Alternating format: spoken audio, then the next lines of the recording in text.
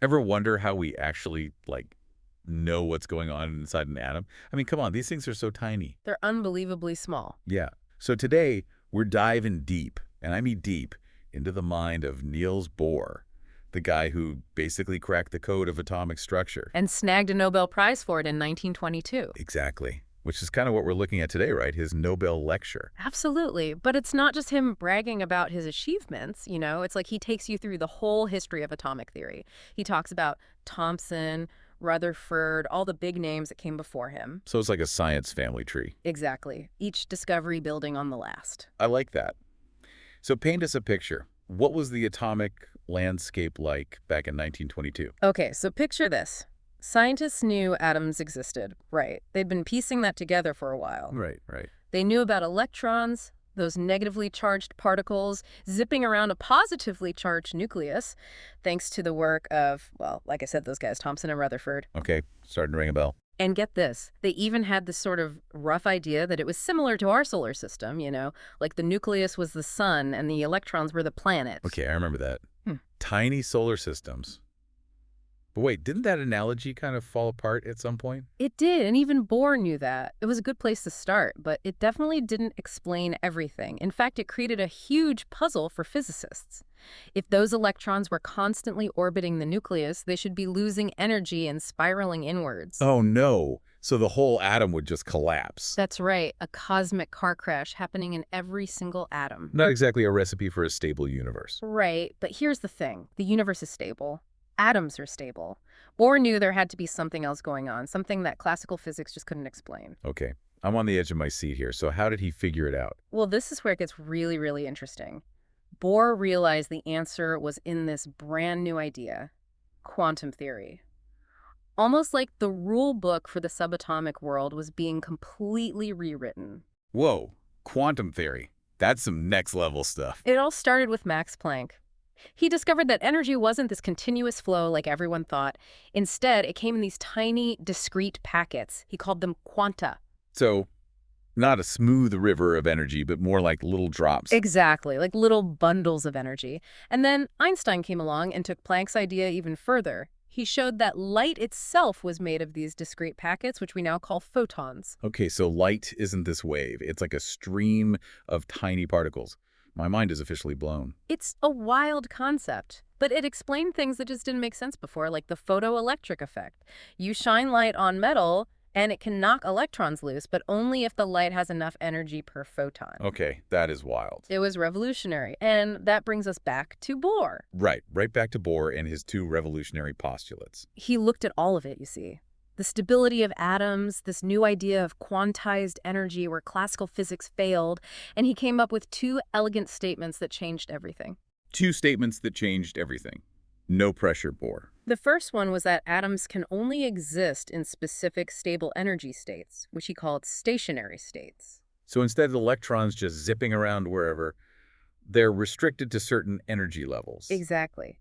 And his second postulate explained how atoms emit or absorb light. You know those spectral lines, right? You mean those distinct colors you see when you heat different elements? Exactly. Bohr said those were produced when an electron jumped between those stationary states. So if an electron wants to move to a higher energy level, it has to absorb a photon with just the right amount of energy. Right, like climbing a ladder.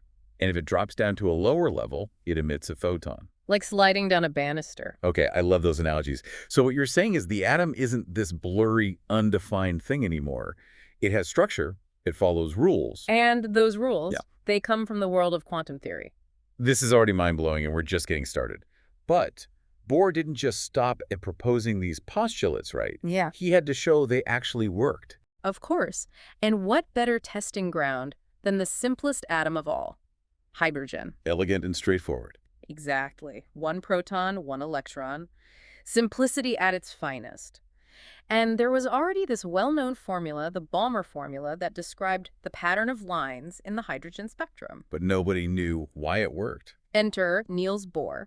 He takes the Balmer formula, applies his quantized energy levels, and boom, He's able to explain their spectral lines with incredible accuracy. It's like the theory predicted something measurable in the real world. Talk about validation. Oh, this is just the beginning.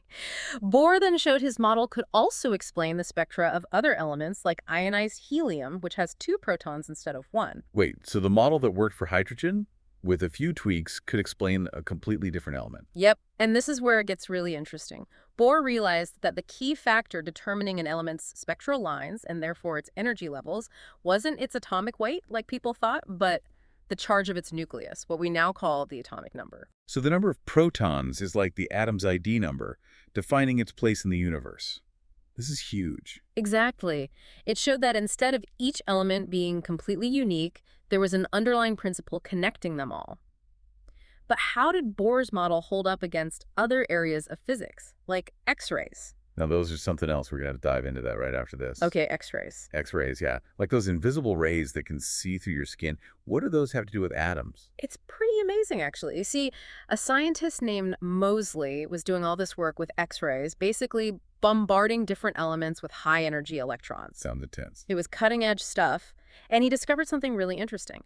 Each element, when hit with these electrons, emitted its own unique set of X-rays. So it's like each element had its own X-ray fingerprint. That's so cool. Exactly, and the wavelengths of these X-rays were different for each element. Okay, so where does Bohr's model fit into all of this? Well, remember those electron shells we talked about, those different energy levels within the atom? Bohr suggested that these X-rays were coming from the inner shells, the ones closest to the nucleus. When an inner electron got knocked out of its spot, an electron from a higher energy level would jump down to fill the gap. Ah, I see. And since those inner shells have bigger energy differences, the photon emitted would be way more energetic, meaning it'd be an X-ray. You got it. And the wavelength of that X-ray directly related to the charge of the nucleus, that atomic number we were talking about earlier. Moseley's experiments, along with Bohr's model, gave scientists a really powerful way to definitively figure out the atomic number of any element. So it's like Bohr's model was the key to unlocking the secrets of the atom. But hold on, we've been so focused on these electron shells. What about the nucleus itself? Did Bohr have anything to say about that? You're right, we did kind of gloss over the nucleus. Bohr knew that the nucleus, with all its protons and neutrons, was fundamental to what makes an element that element. Right. But he also knew that back in 1922, the nucleus was still a bit of a mystery. We're talking brand new territory in physics. It's like knowing there's a powerful engine under the hood of a car, but not quite understanding how all the parts work together. A perfect analogy. And Bohr, brilliant as he was, knew when to acknowledge the limits of what was known. But he did mention the incredible work of Ernest Rutherford, who actually managed to change nitrogen into oxygen. Wait, what? He just transformed one element into another? He did, by bombarding it with these particles called alpha particles. Wow, that's like real-life alchemy. It was groundbreaking. Rutherford's experiment, along with the discoveries of radioactivity, showed that atoms weren't these untouchable, indivisible spheres. They could be changed. It's amazing how these discoveries just kept shattering everyone's assumptions. But let's get back to Bohr's model. As revolutionary as it was, I mean, he had to know it wasn't the be-all and end-all, right? You're absolutely right. Bohr was very open about the limitations of his model. He knew it was just a stepping stone, a starting point. For example, those quantum jumps we talked about, how the electrons seemed to just teleport between energy levels. Bohr couldn't actually explain how they happened, only that they did. It was like having a map with the start and finish, but no roads in between. Exactly. And he couldn't explain why those specific energy levels existed. It was like those electrons were following some kind of invisible rule book that Bohr could describe but couldn't fully explain. So what you're saying is that while Bohr's model gave us this amazing new picture of the atom, it also opened up even more questions. Exactly. And those questions would eventually lead to something even more revolutionary. Quantum mechanics. Okay, things are about to get even weirder. You could say that. But before we get ahead of ourselves, we have to talk about how Bohr's model helped us understand one of the most important tools in chemistry, the periodic table. Oh yeah, the periodic table. How did this quantum model help us make sense of that? Tell me more. Well, before Bohr's model, the periodic table was pretty much just an empirical tool. Mendeleev arranged it based on the recurring properties he saw in the elements, but nobody really knew why those patterns existed. It's like having a beautifully organized library, but with no Dewey Decimal System. A perfect analogy. You wouldn't know where anything was. And that's kind of where they were with the periodic table. But Bohr's model changed all of that. It showed that these patterns weren't random at all. They were directly related to how those electrons were arranged in those shells. Elements in the same group or column of the periodic table have similar chemical properties because they have the same number of electrons in their outermost shell. We call those the valence electrons. Ah, so those outer electrons are like the social butterflies of the atom, determining how it interacts with others. Exactly. But here's the thing. Bohr's model didn't just explain the existing periodic table, it actually predicted the existence of new elements, like element 72. Element 72. Okay, now that sounds like a story. Element 72, huh? A mystery element. Right. What's the story there? Well, picture this. Scientists knew there was a gap in the periodic table right there at atomic number 72. There should be an element there, but nobody could find it. Like a missing puzzle piece. Exactly. And based on where it should be, some scientists figured it would be a rare earth element, similar to those huddled together at the bottom of the table. Makes sense to group similar elements together. Right. But here's where Bohr comes in. With his model, he said, nope, not a rare earth element. Wait, really? He was going against the grain there. Oh, yeah. He predicted that based on its electron configuration, element 72 would actually be more like titanium and zirconium. So totally different properties then. Was he right? He was. A few years later, they finally found element 72, and guess what? It behaved exactly as Bohr predicted. They named it hafnium. That's incredible. Talk about a win for the Bohr model. It's like he was able to see the underlying order of the periodic table. It really is remarkable. Bohr's model gave us a way to understand why certain elements share properties, how the reactivity changes, and even predict new elements. It's a shame it's not the perfect model, though. Well, no model is perfect. Remember all those questions we had about those quantum jumps and specific energy levels? Right, it still couldn't explain everything. And those unanswered questions, those limitations, actually led to a whole new theory, even more revolutionary: quantum mechanics. We're going even deeper, huh? That's right. See, while Bohr opened the door to the quantum world, quantum mechanics really flipped on the lights. So Bohr's model was like a crucial first step. Absolutely. Quantum mechanics took those strange quantum ideas, the wave-particle duality, the uncertainty principle, and created a more complete picture, even if it was even weirder. Okay, so you're telling me those nice, neat electron orbits we always see in pictures of atoms, those aren't really accurate. Not really. They're a good starting point for visualizing, but quantum mechanics says we can't actually know the exact location of an electron.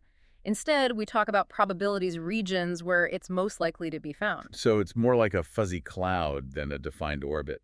Exactly. And that shift in thinking, that embrace of probability and uncertainty, it all stemmed from the questions raised by Bohr and his model. It's amazing how science builds upon itself like that. It really is. Bohr's legacy isn't just about the model itself, but the scientific spirit he embodied, the curiosity, the willingness to question, to be okay with not having all the answers. To embrace the weirdness of it all. Exactly, because sometimes the most profound truths are hidden in the things that seem the strangest at first. Well said. It's been incredible diving into the world of Niels Bohr and his model with you today. So much to think about. It's been my pleasure. Until next time, everyone, keep those brains buzzing.